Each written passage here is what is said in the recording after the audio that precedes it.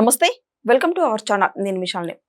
BRS మాజీ మంత్రి మల్లారెడ్డి కోడలు ప్రీతిరెడ్డి తను పోటీ చేయబోతున్న వార్త అయితే ఒకటి వినిపిస్తుంది. తను పోటీ చేస్తే ఎక్కడి నుంచి పోటీ చేస్తుంది, దీని మీదే పూర్తిగా విశ్లేషించడానికి మన స్టూడియోలో ఉన్నారు సీనియర్ జర్నలిస్ట్ డాక్టర్ కనుగుదురు వడ్లమణి గారు ఉన్నారు. వారిని అడిగే విషయాన్ని తెలుసుకునే ప్రయత్నం చేద్దాం. నమస్కారం మేడం. నమస్తే అండి మేడం, మల్లారెడ్డి కోడలు ప్రీతిరెడ్డి అమ్మ ఇప్పుడు పోటీ చేస్తున్న వార్త అయితే ఒకటి వినిపిస్తుంది. మరి అమ్మ ఒకవేళ పోటీ చేస్తే ఎక్కడి నుంచి పోటీ చేస్తుంది అంటే ఏం చెప్తారు మేడం? ముందు ఏ పార్టీ నుంచి చేస్తారని అడగండి. ఇప్పుడు ఆవిడ బీఆర్ఎస్ కాదు, బీజేపీలో చేరతారని తెలుస్తుంది. ఆ మధ్య కాలంలో వీళ్ళందరూ వెళ్ళి కలిశారు కదా, ఎవరిని? ప్రధానమంత్రి నరేంద్ర మోదీని కలిసినప్పుడే అందరికీ ఒక సందేహం వచ్చింది. ఆ తర్వాత ఈయన బీఆర్ఎస్ ని మొన్నను కాంగ్రెస్ సంబంధించి ముఖ్యమంత్రి రేవంత్ రెడ్డి తిడుతుంటే కూడా ఏం మాట్లాడలేదు కేసీఆర్ని స్టేజ్ మీద. సో అప్పుడే అందరికీ అర్థమైంది. కానీ బీఆర్ఎస్ ఏం మాట్లాడటలేదు. బీఆర్ఎస్ మల్లారెడ్డిని సస్పెండ్ కూడా చేయలేదు. ఎందుకంటే బీఆర్ఎస్లో మల్లారెడ్డి చాలా పవర్ఫుల్. అతను కూడా బాగా డబ్బులు ఉన్నాయి, కాలేజీలు ఉన్నాయి. అతని మీద చాలా మనకు తెలుసు, అంతకుముందు ఇవి వచ్చాయి కదా, ఇన్స్టాలో రీల్స్ ఫాలోవర్స్ బాగా ఉంటారు. పాలమ్మినా పూలమ్మినా అంటూ అది బాగా పెద్ద వైరల్ అయింది. సో మల్లారెడ్డి కోడలు ఇప్పుడు బీజేపీలో చేరతారని కన్ఫామ్ అవుతుంది.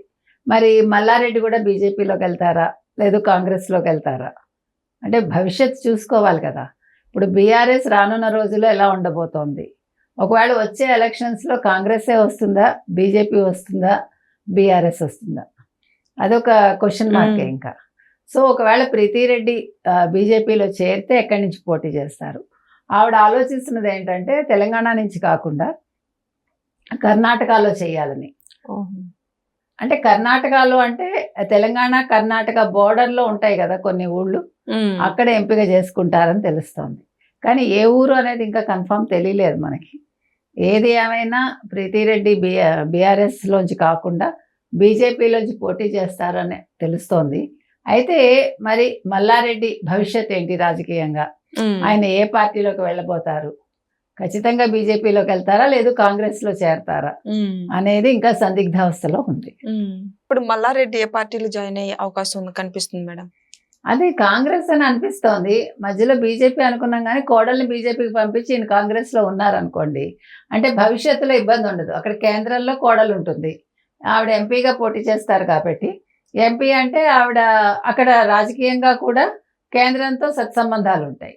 ఇక్కడ లోకల్గా ఈయన కాంగ్రెస్లో చేరితే ఈయనకి ఇక్కడ మనుగడ బాగుంటుంది. అంటే తెలివైన వాళ్ళు ఇలా రెండు పార్టీల్లోనూ ఉంటారు. ఆల్రెడీ బీఆర్ఎస్లో ఉన్నారు ఆయన. యాక్చువల్గా అంతకుముందు తెలుగుదేశం నుంచి వచ్చినట్టున్నారు.